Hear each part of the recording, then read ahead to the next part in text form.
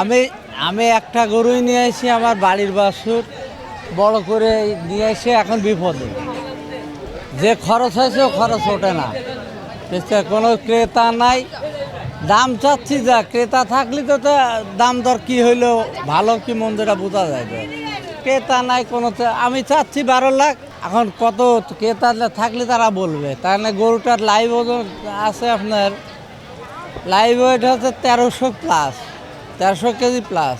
40% বাদ দিলে কত মাংস আছে কত।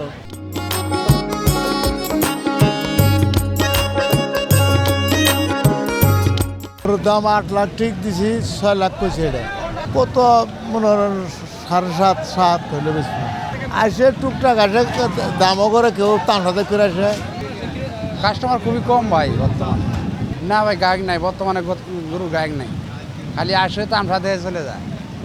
হ্যাঁ ওরা কোনভাবে দাম কথা কিনতে আসে না, এটা ভাই বুঝতে পারতেছি না। খালি তামসা দেখতেছে গরু, কিন্তু গরুর দাম করে না।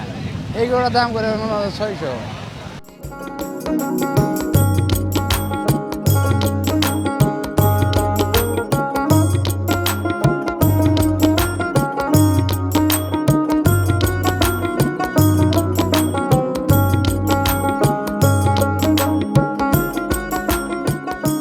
গরুটার দাম চাচ্ছি 9 লাখ টাকা, গরুটার দাম বলতেছে 4 লাখ টাকা।